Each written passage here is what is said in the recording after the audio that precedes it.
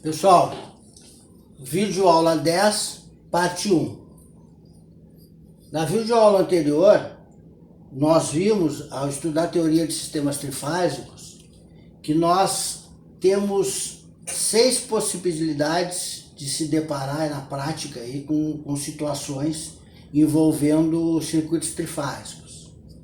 Quando a gente combina as duas possibilidades de carga, equilibrada ou desequilibrada, com as 3 topologias básicas de ligação, que são triângulo, a estrela com neutro e a estrela sem neutro, isso nos traz como resultado 6 possibilidades.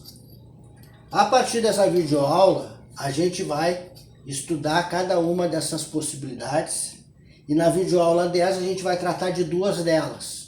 As duas envolvendo a topologia de ligação em triângulo.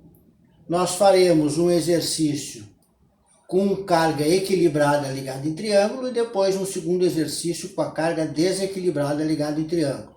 Então esse é o objetivo dessa nossa videoaula de número 10.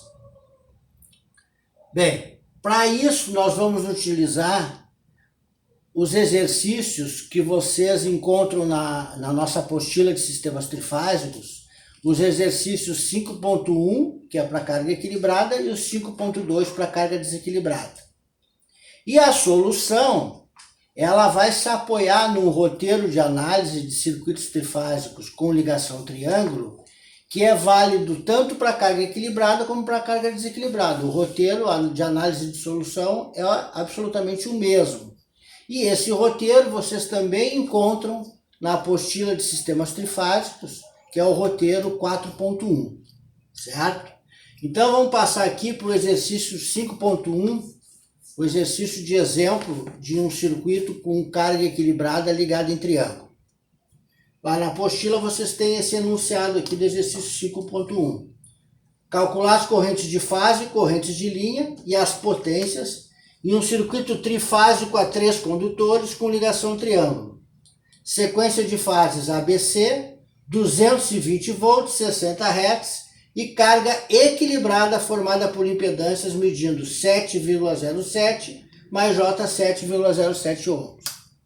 Observe que nesse enunciado nos é informada a sequência de fases e nos é informado um valor de tensão sem nenhuma referência de que esse valor de tensão seja uma tensão de linha ou tensão de fase. Normalmente, a gente vai encontrar na bibliografia exercícios apresentando para nós a rede, as duas tensões, a tensão de linha e a tensão de fase. Então vai ser dito aqui no enunciado, uma rede 220, 127, uma rede 380, 220, uma rede 660, 380 volts e assim por diante. Eu utilizei esse exercício aqui de uma bibliografia onde no enunciado é apresentado o valor de tensão sem nenhuma referência. Isso é mais ou menos uma convenção dos autores de, ao apresentar um único valor de tensão para uma rede trifásica e não mencionar, não especificar se esse valor de tensão é de fase ou de linha, né? Normalmente esses autores eles subentendem que essa tensão é o valor da tensão mais elevado, ou seja, o valor da tensão de linha, ok? Mas normalmente a gente vai trabalhar em exercícios, realizar até uma prova de um concurso público, normalmente é apresentado a notação de rede, as duas tensões separadas por uma barra.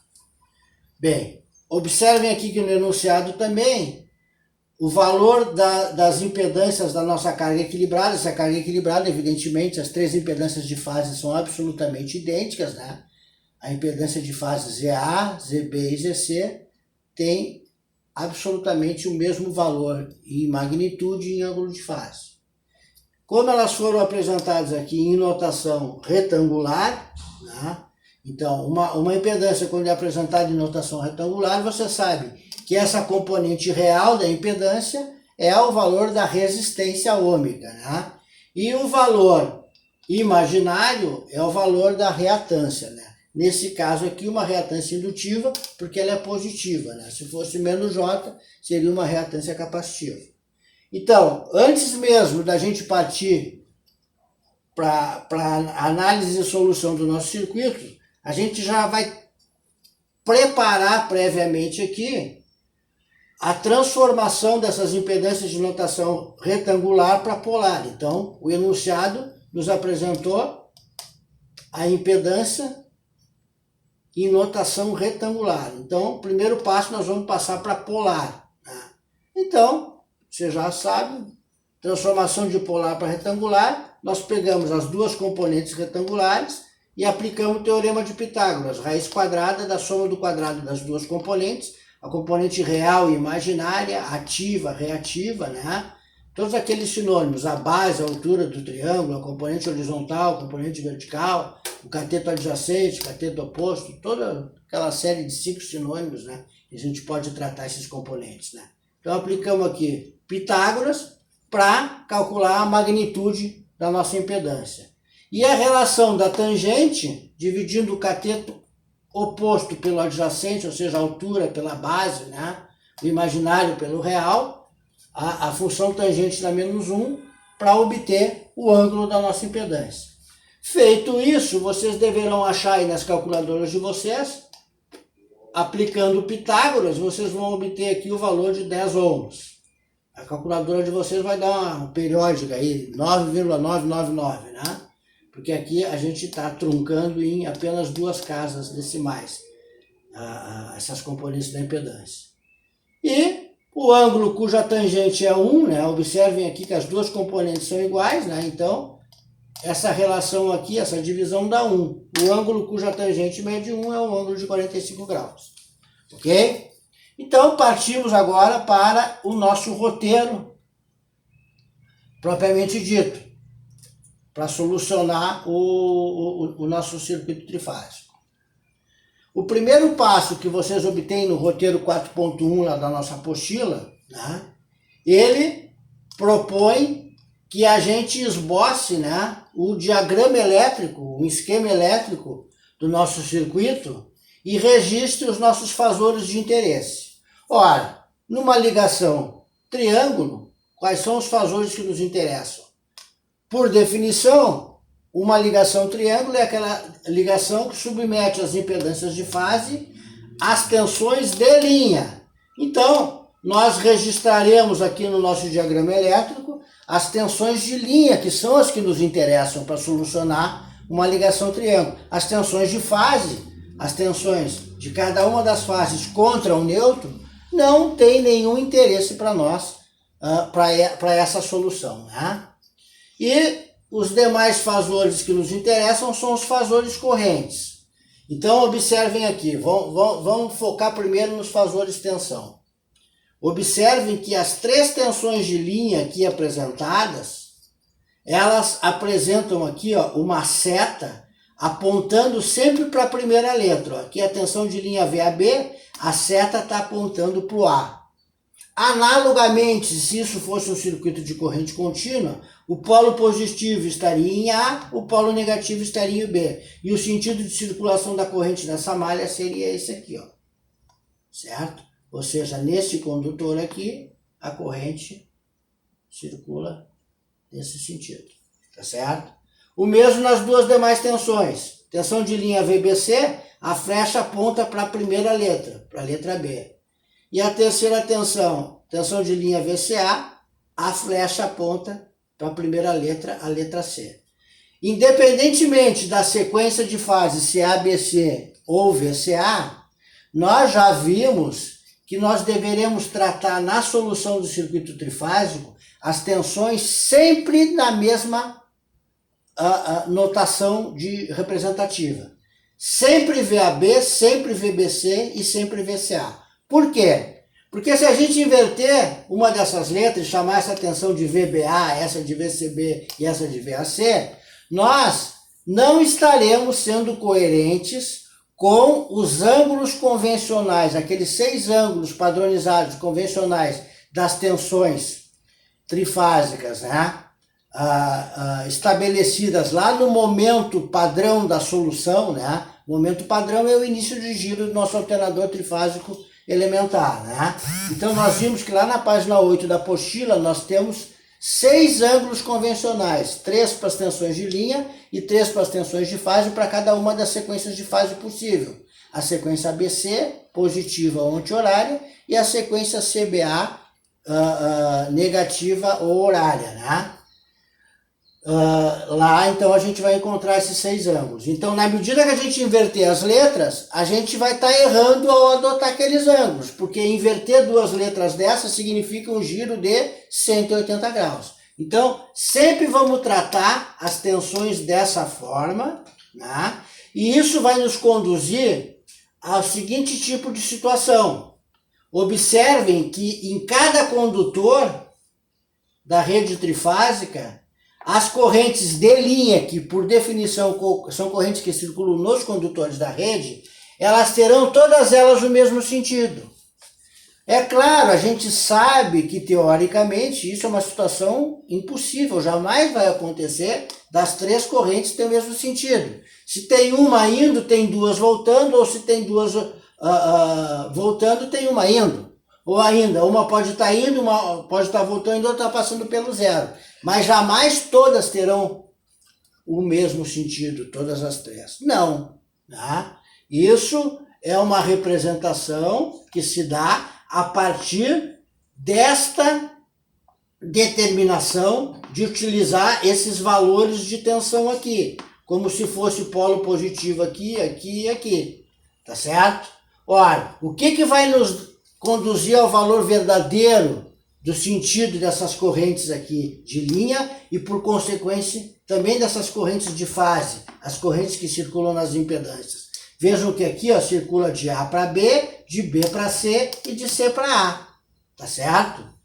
O que vai nos conduzir ao sentido verdadeiro no instante convencional da solução de um circuito trifásico, que é o início de giro do alternador trifásico didático elementar, com os ângulos padronizados lá na página 8 da apostila.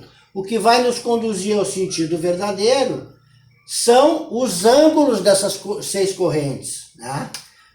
Se cada uma dessas 6 correntes aqui, aquela corrente que tiver um ângulo entre 0 e 180 graus, ela vai estar no semiciclo positivo da senoide, ou seja, o sentido é o sentido apresentado aqui.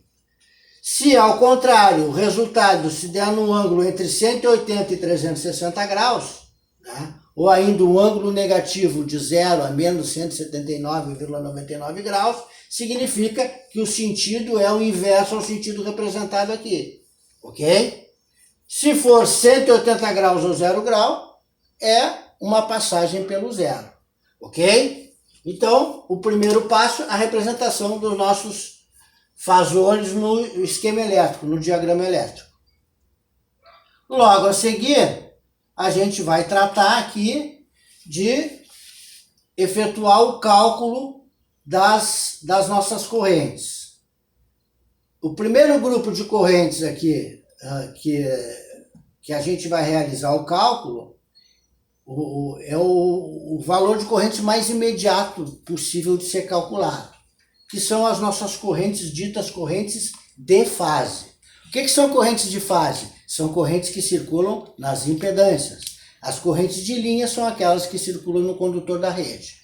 Então observem que quando a gente visualiza o nosso diagrama elétrico, né, é possível que a gente enxergue qual tensão está sendo aplicada em cada uma das nossas 3 impedâncias. Conhecido o valor das impedâncias, verificado qual é a tensão aplicada em cada uma dessas impedâncias, nós podemos aplicar a lei de Ohm e calcular as correntes circulantes nessas impedâncias, ou seja, as correntes de fase, que é o nosso segundo passo da solução, calcular as correntes de fase. Então vejam, quando a gente olha lá no nosso diagrama elétrico para os terminais da impedância ZA, nós, de imediato, observamos que a tensão que se estabelece nos terminais da impedância ZA é a tensão de linha VAB. Então, quando a gente aplicar a lei de Ohm, dividir tensão por impedância, a gente vai estar calculando exatamente o valor da corrente que circula nessa impedância, da corrente de fase e AB, tá certo? O mesmo vai se verificar nas duas demais impedâncias, na impedância ZB e na impedância ZC. Quando a gente observar os terminais da impedância ZB no nosso esquema elétrico, a gente de imediato verifica que a tensão aplicada nos terminais dessa impedância é a tensão de linha VBC. Aplicamos a lei de Ohm nessa impedância e vamos obter a corrente de fase IBC. Da mesma forma, a terceira e última impedância C, nos terminais dela, nós verificamos que se estabelece a tensão de linha VCA. Ao aplicar a lei de Ohm nessa impedância, nós estaremos calculando a corrente de fase ICA. Muito bem. Agora nos resta, então, verificar o seguinte. As três impedâncias A, B e C, nós conhecemos o valor. Foi a primeira coisa que nós fizemos, né? Pegar o valor dessas impedâncias no enunciado, valor esse que foi nos dado em notação retangular, e passamos para polar. Obtivemos esse valor aqui, 10 ângulos de 45 graus ohms. As três impedâncias têm 10 ângulos de 45 graus ohms, porque o enunciado nos disse que a carga é equilibrada. Carga equilibrada significa impedâncias absolutamente idênticas, em magnitude e em ângulo de fase.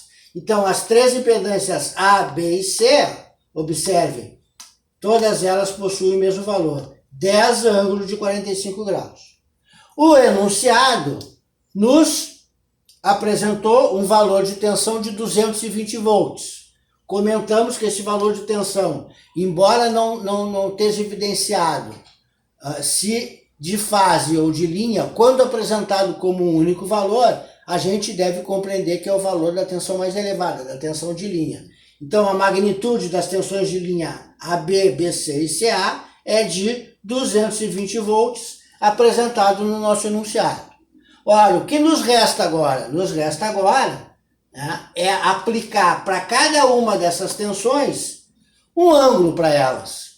Se nós aplicássemos arbitrariamente um ângulo para a impedância VAB, né, a nosso gosto, nós deveríamos, para a tensão de linha VBC, considerar esse ângulo e um atraso de 120 graus.